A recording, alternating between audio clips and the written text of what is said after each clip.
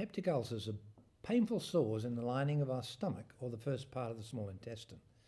By the 1970s, the medical community had widely accepted the theory that excess stomach acid was a root cause of peptic ulcer disease. This famous no acid, no ulcer dogma was based on decades of rigorous scientific study and supported by sound experimental evidence that acid-reducing drugs cured the painful symptoms of ulcers. In this video, we'll see how the subsequent discovery of a gastric bacterium, Helicobacter pylori, or H. pylori for short, transformed our understanding of peptic ulcer disease. The two Australian physicians who elucidated H. pylori's role in ulcer disease, Barry Marshall and Robin Warren, were awarded the 2005 Nobel Prize in Medicine for their groundbreaking discovery. This video is part of the problem-solving video series. Problem-solving skills in combination with an understanding of the natural and human-made world are critical to the design and optimization of systems and processes. Hi, my name is Adrian Lee and I'm an Emeritus Professor of Medical Microbiology at the University of New South Wales in Sydney, Australia. I've worked on spiral-shaped bacteria in the intestine since 1968 and so worked in parallel with Marshall and Warren over the course of their discovery. One of the greatest moments of my life was when they invited me and my wife to the Nobel Prize award ceremony in Stockholm, Sweden. Thus, I know their story very well and consider it to be a wonderful summary of science in action. Before watching this video, you should be familiar with the scientific method and its central role in the investigation of scientific phenomena. By the end of this video, you will be able to 1. Describe the general steps of the scientific method, 2. Recognize the complex and multifaceted nature of the scientific process, and 3. Explain how the discovery of H. pylori and its connection to peptic ulcer disease exemplifies key aspects of the scientific process.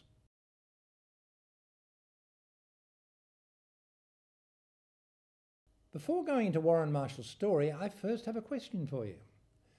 What do you think are some of the steps involved in the process of scientific investigation?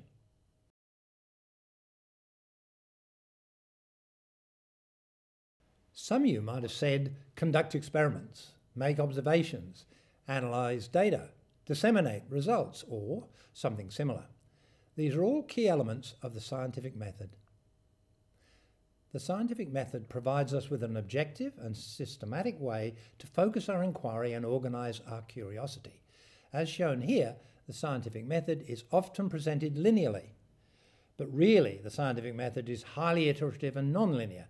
Most scientists do not follow a rigid checklist. There isn't one standard way to do science.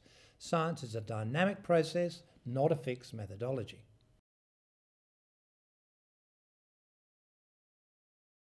Let's return to Marshall and Warren and the events that led to their Nobel Prize-winning discovery. See if you can identify the various elements of the scientific method. Our story begins with Robin Warren, a histopathologist at the Royal Perth Hospital in Western Australia. In 1979, Warren noticed a thin dark line in specimens from his gastric biopsy patients. He switched the microscope to a higher magnification and observed what looked like spiral-shaped bacteria.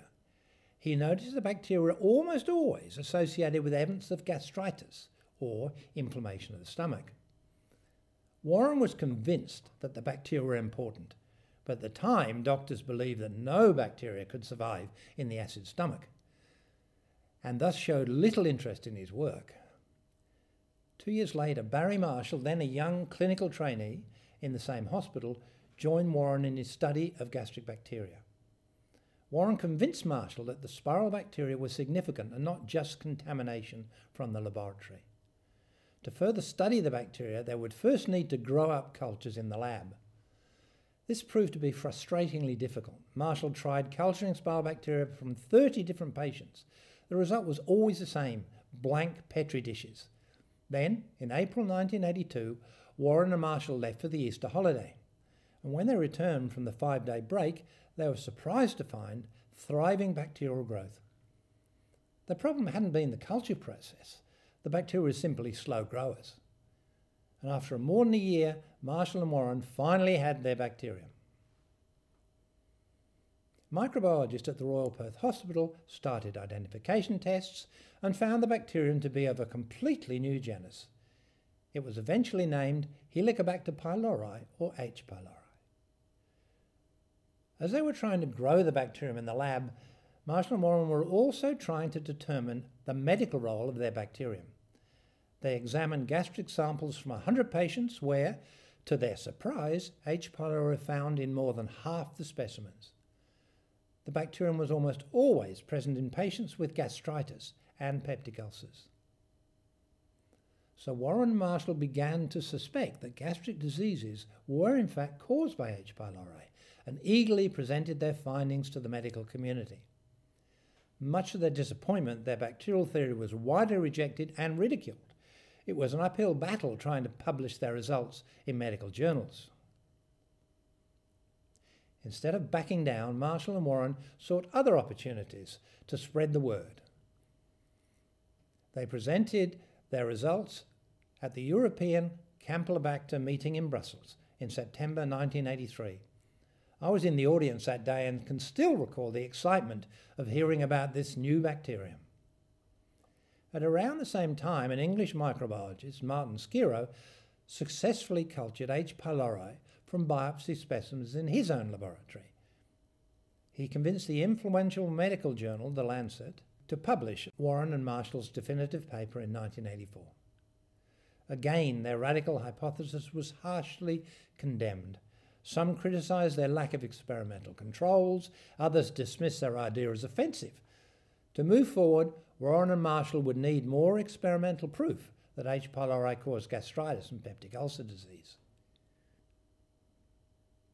The usual way to prove a bacterium causes a particular disease is to use an animal model.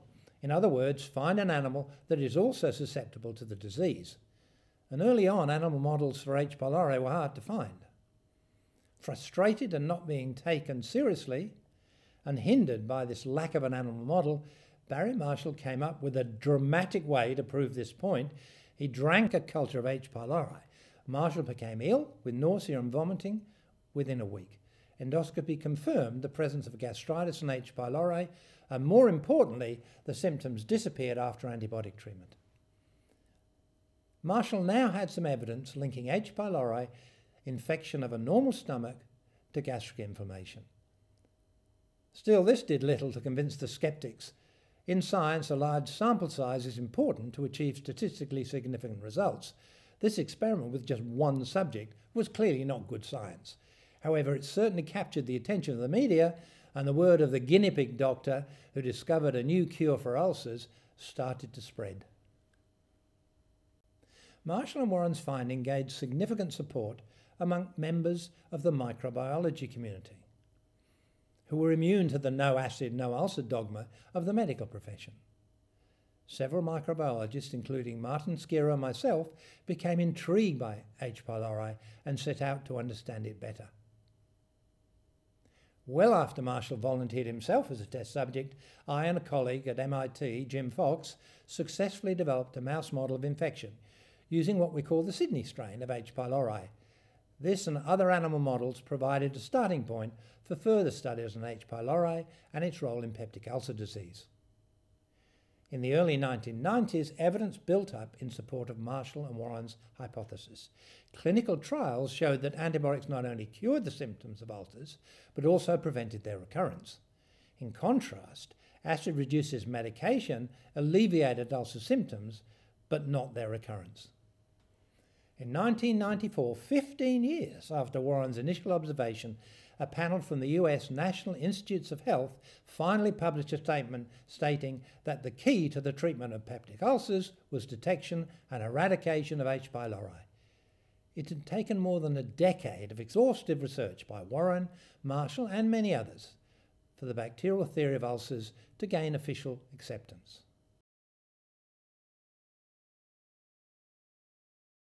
The impact of Marshall and Warren's work was profound. Peptic ulcer disease is no longer a chronic, debilitating medical condition. We now know that many ulcers are caused by bacteria and can be cured permanently with antibiotics at a fraction of the cost of earlier treatment methods. Can you identify steps of the scientific method that Marshall and Warren used in their discovery.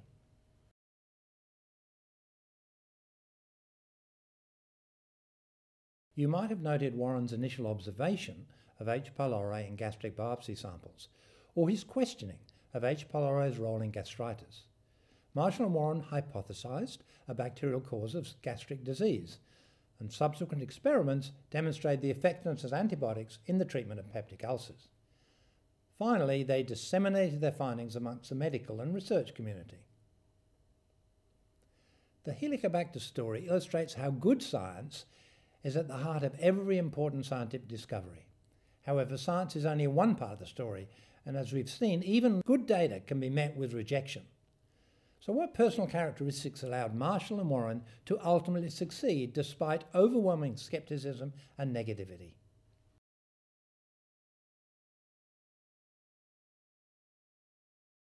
There are a few characteristics that I believe were crucial to Marshall and Warren's success.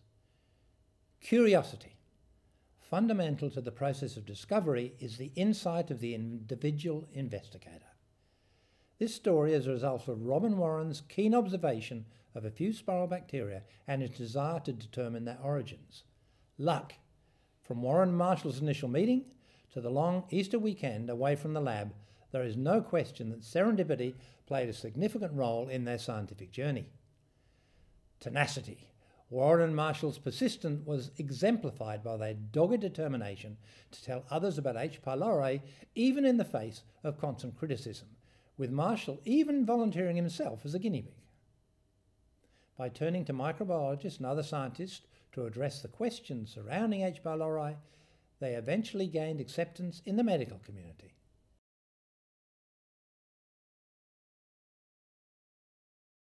In this video, you've heard the fascinating story of Robin Warren and Barry Marshall and how it took them more than a decade of experimentation and the right mix of curiosity, luck and persistence to overturn the deeply entrenched no acid, no ulcer dogma of the medical establishment.